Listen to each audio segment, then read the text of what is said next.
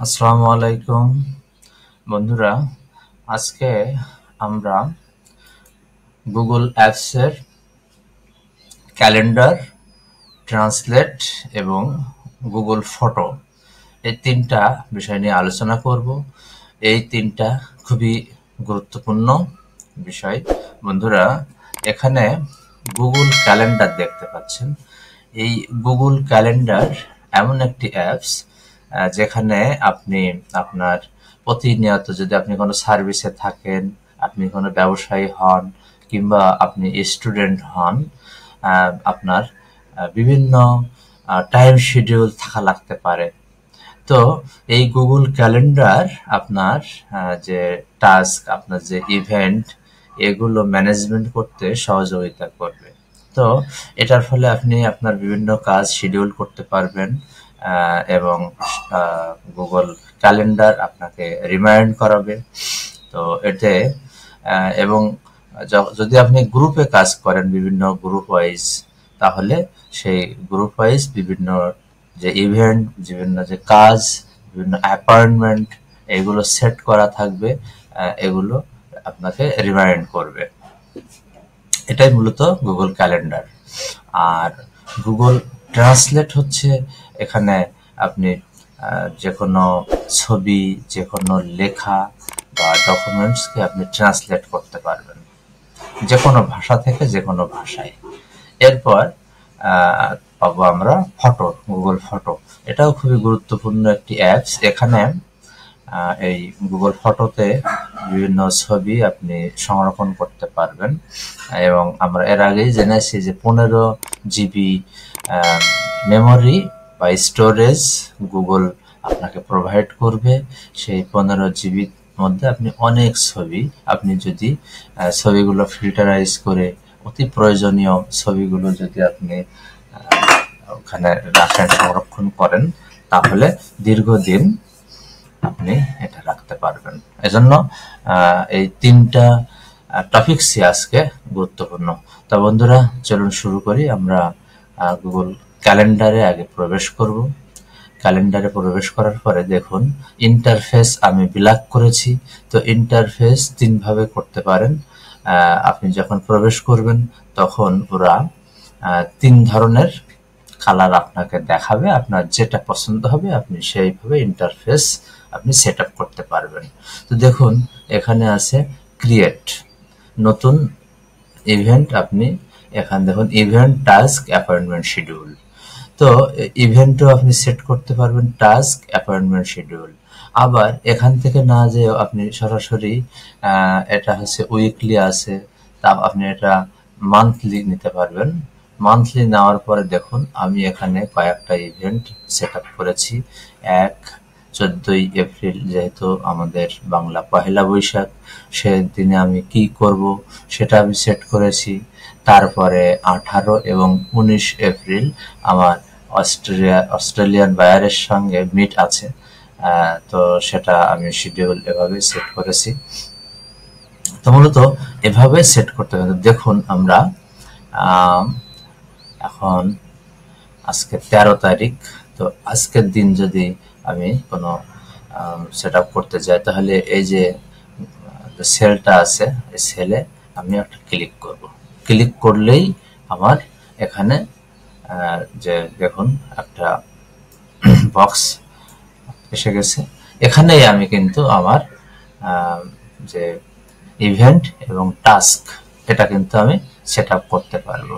তো দেখুন আমি প্রথমে আগে একটা টাইটেল দিব। তো টাইটেল কি দিব? যে কোনো একটা টাইটেল আমি দিতে পারি যে এই দিন আমার ক্লাস আছে। বাংলায় লিখতে পারি, ইংলিশে লিখতে পারি। তো ক্লাস আছে বা ক্লাস টাইম, এটা কোন ইয়ার বা কিসের ক্লাস সেটাও আপনি দিতে পারবেন। তারপরে এখানে দিতে পারবেন যে কারোর সাথে যদি কোনো মিট থাকে, কোনো মিটিং এ অংশগ্রহণ করার দরকার হলে সেটা আপনি সেইভাবেই আপনার শিরোনামটা রেডি করবেন।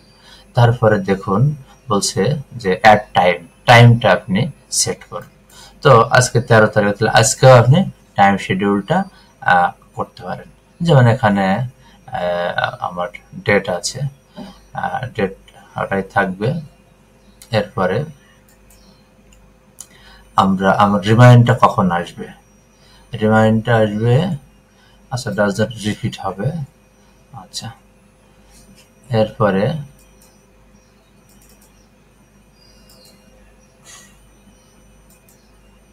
আপনার গেস্টকে আপনি অ্যাড করতে পারবেন, তারপরে লোকেশন অ্যাড করতে পারবেন, তারপরে গুগল মিট ভিডিও কনফারেন্সিং সেটাও করতে পারবেন। এরপর দেখুন মোর অপশন কি আছে দেখি। তো মোর অপশন আছে 13 এপ্রিল। এবার ফাইন্ড এ টাইম, মানে ইভেন্ট ডিটেলসে এসে আমি টাইম পাবো।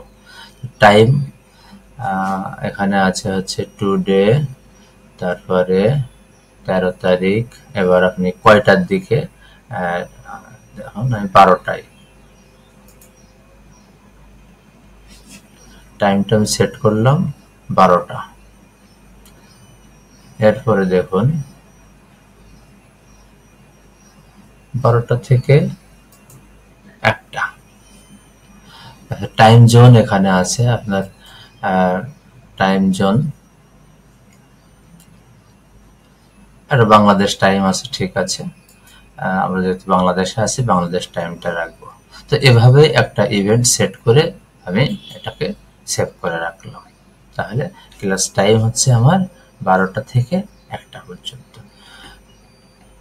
দেখুন আবার আমি প্রবেশ করলাম। এখন এখানে আরো কিছু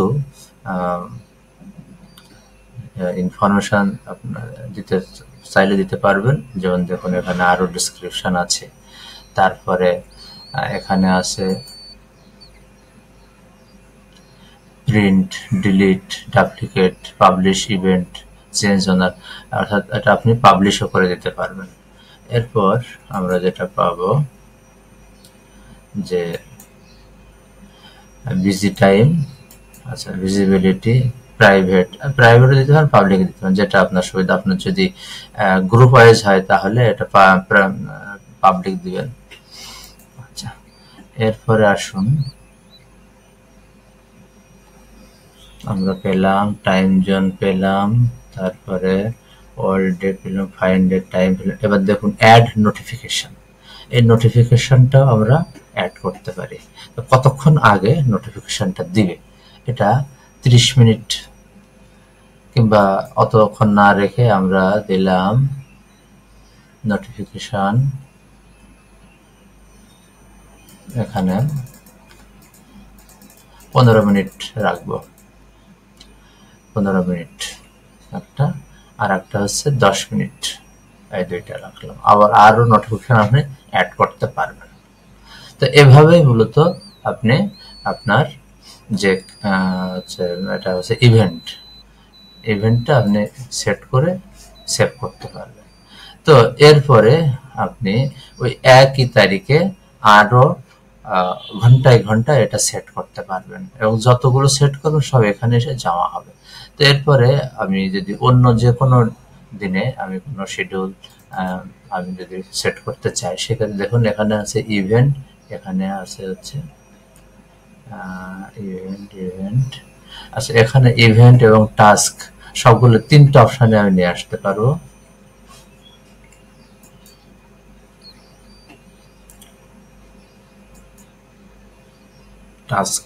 টাস্ক নিয়ে এলাম।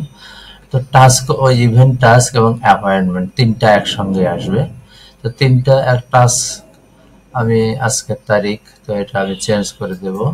চেঞ্জ করে আমি করব হচ্ছে 15 তারিখ, দিলাম 15 তারিখ। এরপরে আমার সময় কখন হবে, তো সময় দিলাম আমি 15 তারিখে, এটা 12টায় দিলাম বা 12:15টায় দিলাম। আচ্ছা এরপরে বলছে অল ডে, ওই 15 তারিখের অল ডেতে আপনি এটা সেট করতে পারেন। তাহলে এখানে আপনার টাস্কের একটা নাম দিবেন, নাম দিলাম এক্সাম ডেটে।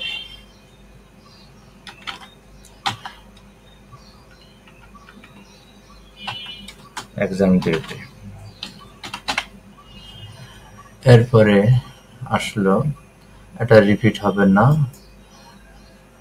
আচ্ছা আপনি এখানে অ্যাড ডেসক্রিপশন দিলে দিবেন, না দিলেও সমস্যা নাই। আচ্ছা এরপরে আসবে,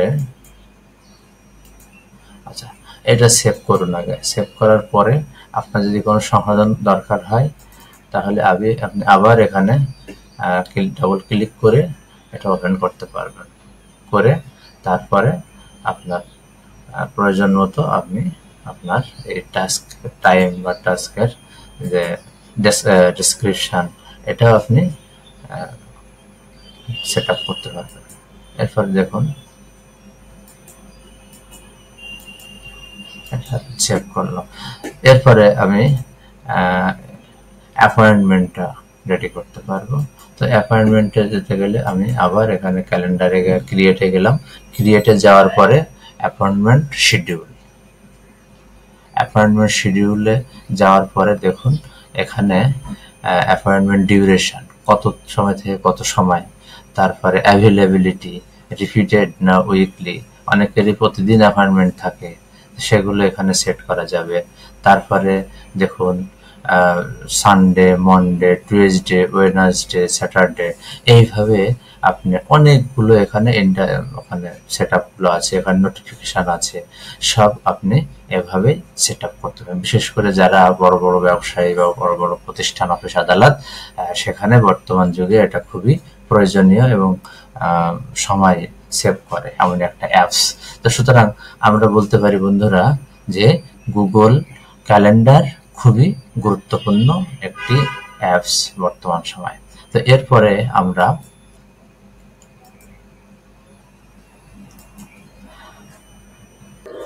বন্ধুরা আপনারা আপনার মোবাইল ডিভাইস থেকে প্লে স্টোরে যে গুগল ক্যালেন্ডার অ্যাপসটি ডাউনলোড বা ইনস্টল করতে পারবেন। দেখুন গুগল ক্যালেন্ডার লিখে আপনি সার্চ করুন,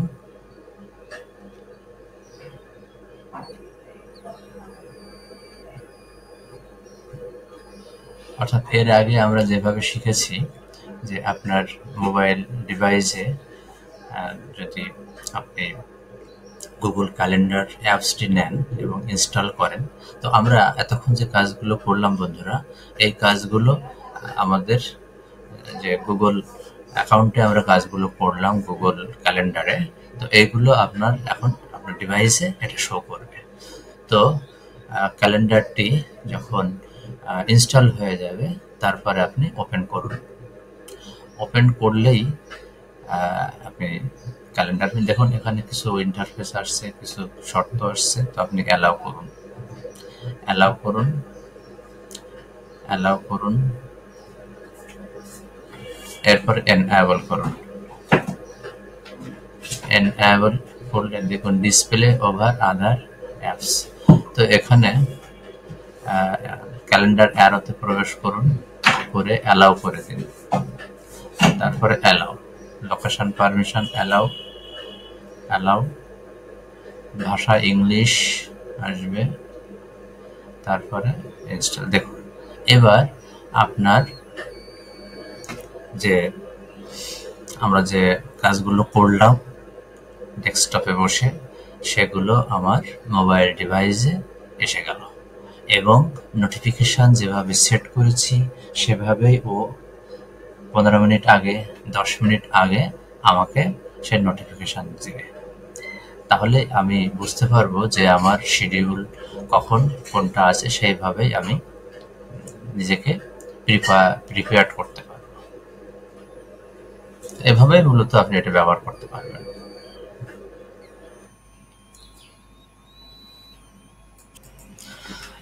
বন্ধুরা আমরা এবার আলোচনা করব গুগল ট্রান্সলেট নিয়ে।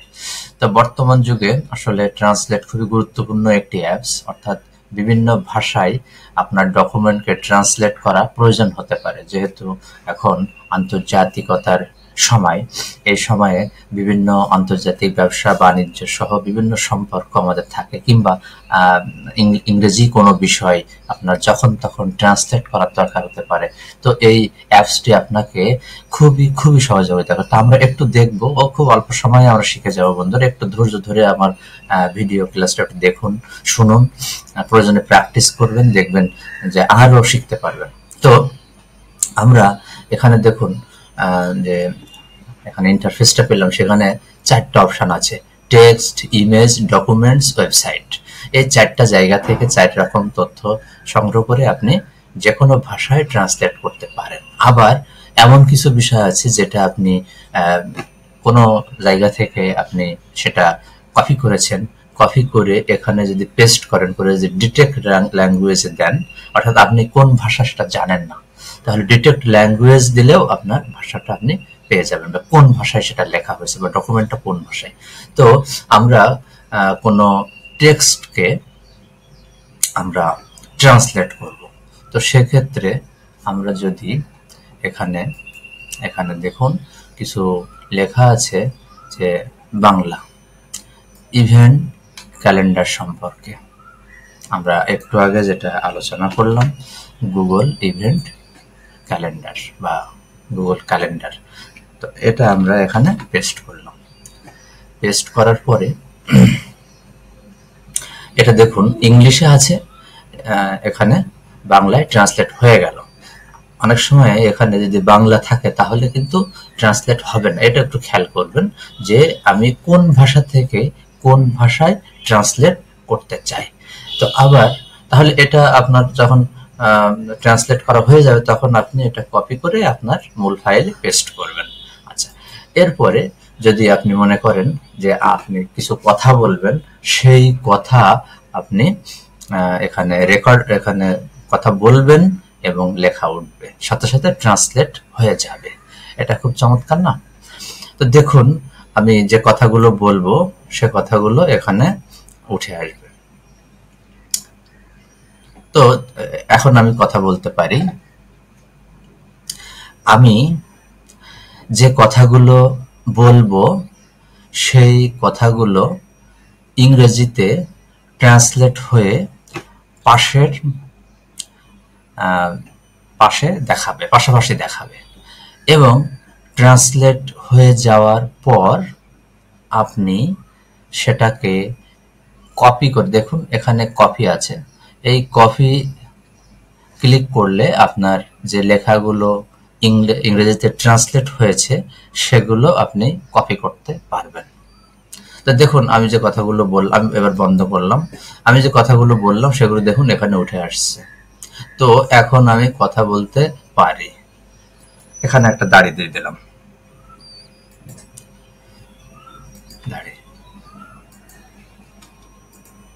এরপর আমি যে কথাগুলো বলবো সেই কথাগুলো ইংরেজিতে ট্রান্সলেট হয়ে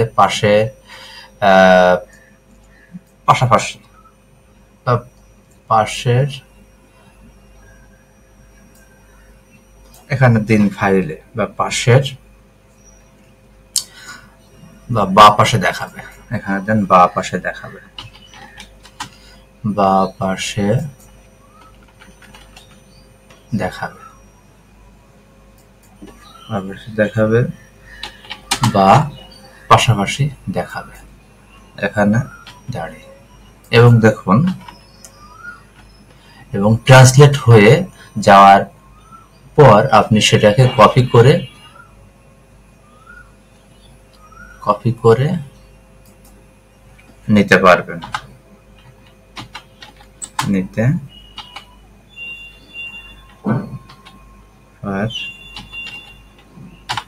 অর্থাৎ আপনি যখন কথা বলবেন অনেক সময় ওরা হুবহু নাও নিতে পারে, একটু খেয়াল করতে হবে, কারণ আমরা তো ফ্রি ভার্সন ব্যবহার করছি, ফ্রি ভার্সনে পুরোপুরি সেবা আপনি পাবেন না, কিন্তু ওর কাছ থেকে আদায় করে নিতে হবে। তো বন্ধুরা, আমরা যেটা শিখলাম যে আমরা যদি ভয়েসটা দিই, ভয়েস থেকেই সেটা টেক্সটে রূপান্তরিত হবে এবং টেক্সটটা পরে এটা ট্রান্সলেট হয়ে আপনি যে ভাষায় নিতে চাইবেন সেই ভাষায় রূপান্তরিত হয়ে যাবে।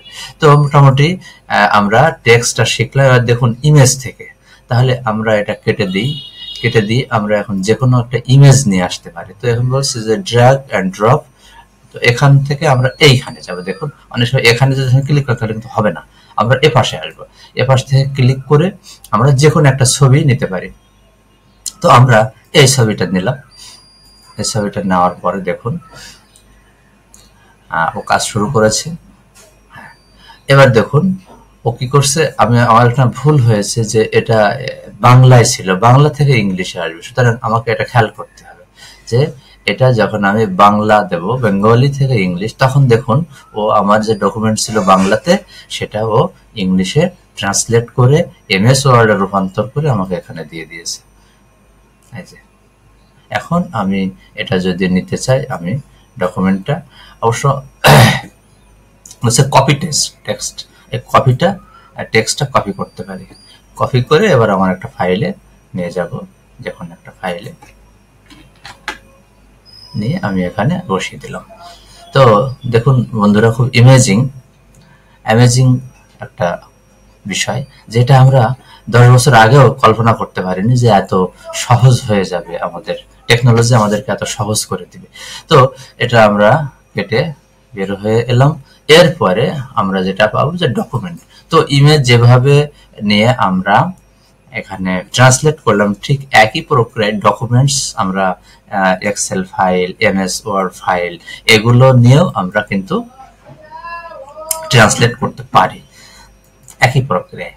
তো দেখুন আমরা এখানে একটা এমএস ওয়ার্ড ফাইল আছে, এটা আমরা ওপেন করলাম। ওপেন করার পরে এটা ছিল বাংলা থেকে আমরা ইংলিশে ট্রান্সলেট করব। দেখুন ইংলিশে ট্রান্সলেট করছি, ওই ইংলিশে ট্রান্সলেট করে আমাকে ডাউনলোড করতে বলবে। আমরা সেটা ডাউনলোড করলে ওটা যখন আমরা ওপেন করব সেটা ইংলিশেই ওপেন হবে। দেখুন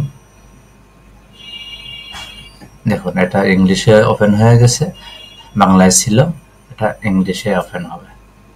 এবার এনাবল এডিটিং দিয়ে আপনি এডিট করতে পারবেন। তো এভাবেই মূলত।